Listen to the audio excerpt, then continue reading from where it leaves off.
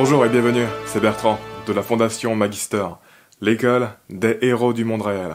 Et si les théories du complot étaient le reflet d'une tendance instinctive à enrober des événements naturels dans un contrôle illusoire. Et si ce qui était manipulé n'était pas le peuple, mais notre perception du peuple et des choses en général. Et si cette manipulation était naturelle et endogène. Pour comprendre où je veux en venir, il faut remonter dans la réflexion et faire un détour pour comprendre quelques-uns des mécanismes psychologiques de l'ego et de l'agentivité. Et c'est ce qu'on va faire dans cet épisode. Beaucoup de phénomènes donnent l'impression qu'ils tendent vers quelque chose et créent une forme de continuité logique. Mais un phénomène qui donne l'impression qu'il tend vers quelque chose et crée une forme de continuité logique n'a pas forcément d'intention ou de finalité à sa cause. Le problème, c'est que notre système cognitif humain est tellement spécialisé pour inférer les intentions de nos congénères, ce qui est extrêmement bénéfique et crucial pour évoluer dans le monde social, qu'en conséquence, nous avons tendance à inférer des intentions un peu partout, là où il n'y en a pas. Plus généralement, notre système cognitif est très spécialisé pour raisonner en termes de but et de finalité, en tant que force qui guide et dirige le comportement, la création, le développement, etc. Ce qu'on appelle le raisonnement téléologique. Nous ne présupposons jamais que les comportements de nos congénères ne viennent de nulle part. Nous présupposons toujours qu'il y a une source pour les expliquer. De la même manière, nous ne présupposons jamais qu'un objet, ou même une œuvre d'art, a été créé sans finalité ni intention. Même si un artiste ne revendique aucune intention derrière une œuvre, on se dit qu'il a forcément cherché à exprimer quelque chose. C'est très naturel pour nous de raisonner sur les choses et de les expliquer à la lumière de leur but initial ou de leur finalité.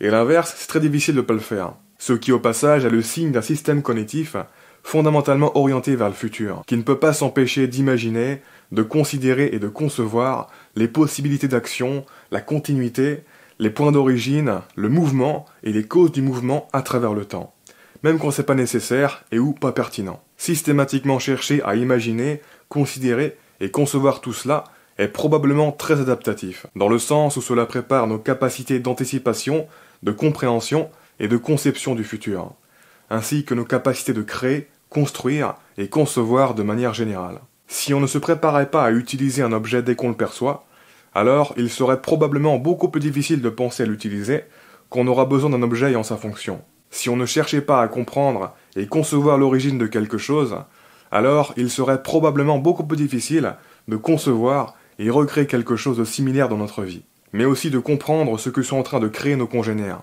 Cette recherche de l'origine est notamment ancrée dans la dynamique dopaminergique de notre cerveau, qui servent à rembobiner le passé et rétro-comprendre où et comment obtenir quelque chose qui nous a satisfait, offert de la valeur ou plus généralement surpris. En effet, quand quelque chose nous satisfait de manière inattendue, par exemple trouver de la bonne nourriture, on ressent de la surprise.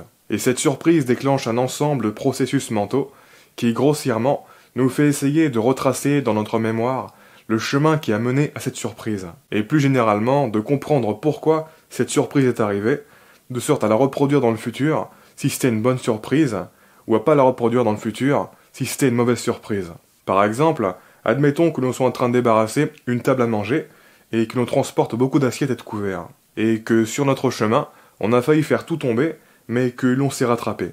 L'émotion de peur et de surprise va quand même se déclencher juste après, alors que l'on s'est bien rattrapé, de sorte à nous interpeller et nous faire réfléchir sur ce que l'on vient de vivre, à rembobiner le passé et ainsi nous pousser à comprendre ce qui a pu causer cette perte d'équilibre. Par exemple, réaliser qu'on avait pris trop de couverts et donc que dans le futur, il faudra faire attention à ne pas en prendre autant en même temps. La peur et la surprise nous poussent à faire tout ça plutôt que de passer à autre chose sans réfléchir. De plus, la surprise laisse un marqueur somatique qui va se comporter comme un signal de warning implicite la prochaine fois qu'on se retrouvera au début de cette trame narrative. On ressentira l'émotion finale de l'accident dès le début de la trame narrative. Autrement dit, de manière résumée, non seulement notre cerveau regarde en avant, et essaie de comprendre et de renforcer la narration et la continuité qui va mener à de la valeur, ce qui correspond à identifier des buts et chercher à les atteindre, mais en plus il fait la même chose en regardant en arrière. Il essaie de comprendre et de renforcer la narration et la continuité qui est menée à des événements associés à de la valeur, positive ou négative. Et il faut bien comprendre que ce n'est pas simplement du renforcement global et aveugle de tous les souvenirs qui ont précédé l'événement de valeur, mais du renforcement des éléments narratifs pertinents identifiés par le raisonnement téléologique ayant été initiés par la surprise. Notre esprit regarde le passé à la lumière de ce qu'il a appris dans le présent, pour identifier de nouvelles relations adaptatives pertinentes à savoir. Et là aussi, en conséquence de tous ces biais, on a tendance à percevoir des buts, des finalités, et plus généralement des liens de causation un peu partout, là où il n'y en a pas. L'herbe étant rare dans la savane, la girafe doit atteindre le feuillage des arbres pour se nourrir. Dès lors, l'habitude soutenue et l'effort pour l'atteindre entraînèrent un allongement de ses pattes avant et de son cou au fil des générations. Ainsi écrivait Jean-Baptiste de Lamarck au XVIIIe siècle, avant que la théorie de l'évolution de Charles Darwin ne s'impose. La raison pour laquelle sa théorie est venue en premier, c'est parce qu'elle est téléologique, et donc plus intuitive pour notre esprit humain que celle de la sélection naturelle de Charles Darwin. Quand on observe la complexité du monde et de la vie dont on fait partie, et la façon dont ils sont développés, cela paraît tellement bien construit que les biais de raisonnement téléologique de notre cerveau, c'est-à-dire ces biais qui nous poussent à retracer l'origine vis-à-vis de la finalité, peuvent très facilement nous pousser à penser que tout cela est le fruit d'un grand plan divin. Intuitivement, on se dit que pour en arriver à un tel résultat, il a nécessairement fallu partir à l'avance avec un grand plan et avec les bons moyens.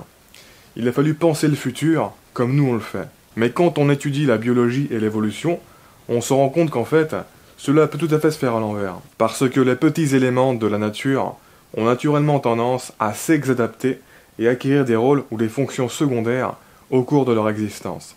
Par exemple, il est difficile de comprendre comment les ailes et l'instinct de voler, qui permettent aux oiseaux de voler, ont pu se développer sans que, d'une manière ou d'une autre, il y ait eu à l'avance l'idée et la conscience initiale de la fonction de voler pour guider le développement de ces ailes et de cet instinct. En effet, la sélection naturelle ne sélectionne jamais un trait, mais ça ou ses fonctions adaptatives existantes. Or, des petites ailes ne sont pas suffisantes pour voler, et donc il n'y a aucune raison que de petites ailes puissent évoluer progressivement parce qu'elles servent à voler, puisque cette fonction n'est possible que si les ailes sont bien développées. Et ça, la nature n'a aucun moyen de l'anticiper. Mais en fait, ce type de problème est déroutant à comprendre, car on essaie à tort de connecter un comment avec le mauvais pourquoi. Dans l'histoire de l'évolution, les ailes d'oiseaux ne sont pas apparues en relation avec la fonction de voler. Ce sont tout simplement des bras qui se sont progressivement spécialisés en organes permettant de réguler la chaleur, plume par plume. C'est grosso modo l'équivalent de nos vêtements. Quand l'animal a besoin de fraîcheur, il ouvre ses bras bien habillés, voire les secoue pour ventiler. Et quand il a besoin de chaleur, il les referme sur son corps. Pratique. Et il s'avère que cette fonction devient optimale quand l'habillage de ses bras ailés recouvre l'ensemble du corps de l'animal. Cela permet de minimiser la perte de chaleur et donc d'énergie en hiver. Et il s'avère également que, de manière purement fortuite, des ailes de cette proportion permettent de voler. C'est juste que l'animal ne le sait pas encore, car ce n'est jamais rentré dans son répertoire de comportement. Mais l'outil mécanique et le potentiel physique de voler sont déjà là. Et pour une telle fonction, c'est probablement l'aspect le plus critique. Il manque simplement à l'animal l'usage, l'instinct d'utiliser ses ailes pour voler. Et c'est là qu'intervient l'effet Baldwin. Tôt ou tard, certains individus d'une espèce animale ayant développé de telles ailes vont par accident les utiliser pour faire un protovol, conférant un avantage fonctionnel. Par exemple, l'animal va pouvoir battre des ailes lors d'un bond, améliorant sa capacité de sauter. Il va pouvoir ouvrir les ailes et planer lors d'une chute qui aurait été mortelle, ou agiter nerveusement ses ailes pour s'évader d'un prédateur. Ce dernier point est plausible, étant donné que les poules ne peuvent pas voler, mais utilisent leurs ailes pour s'évader d'une menace. Si ce genre d'accident se répète, l'animal va apprendre ses comportements et pouvoir les réutiliser plus facilement dans les situations les réévoquant. Notons aussi que si un oiseau voit un autre oiseau faire ce type d'usage de ses ailes, il pourra l'imiter. Ainsi, à travers les générations, les individus qui, étant donné leur gène, vont avoir une plus grande propension à déclencher ces usages non innés de leurs ailes, une faculté d'apprentissage supérieure de ces usages, et une faculté d'imitation supérieure de ces usages, vont petit à petit devenir de plus en plus nombreux et devenir la norme de la population. Les lignées d'individus qui en sont moins capables auront un désavantage et disparaîtront progressivement. Et bien sûr, au sein de cette nouvelle population, le schéma va se répéter. Les individus seront d'autant plus favorisés qu'ils apprennent plus vite, et ainsi de suite, jusqu'à ce que cet usage des ailes semble devenir un instinct et que la capacité de voler proprement prenne son envol. Et c'est seulement à partir de là que tout l'aspect aérodynamique physique des ailes, et même du corps tout entier de l'oiseau, notamment le poids, vont être optimisés pour le vol à travers la sélection naturelle. Les oiseaux qui perdent trop d'énergie lors du vol ne pourront pas voler aussi longtemps et aussi efficacement que les autres. et donc auront moins d'avantages adaptatifs que les autres. C'est d'ailleurs pour cette même raison que les individus de certaines espèces d'oiseaux volent instinctivement ensemble de manière parfaitement coordonnée. C'est plus optimisé. Bien sûr, il est improbable que les ancêtres de ces oiseaux aient intentionnellement développé cette capacité de voler en formation pour optimiser leur vol. Comme il était tout aussi improbable que les ancêtres de ces ancêtres développent des ailes pour voler. En revanche, à un moment donné de l'histoire, certaines populations ont probablement commencé à voler grossièrement ensemble pour migrer et garder les bénéfices du groupe une fois arrivés à destination. À ce stade, on peut supposer que les individus qui se perdaient en cours de route, qui s'éloignaient trop ou qui n'arrivaient pas à suivre le groupe lors du voyage, ont été naturellement éliminés. Puis, par un nouvel effet Baldwin, les descendants de ces populations d'oiseaux ont évolué pour optimiser leur capacité de gérer ce type de vol jusqu'à le parfaire. Progressivement, les oiseaux ont épousé au mieux la forme des contraintes induites et imposées par le monde auquel leur vie est accouplée.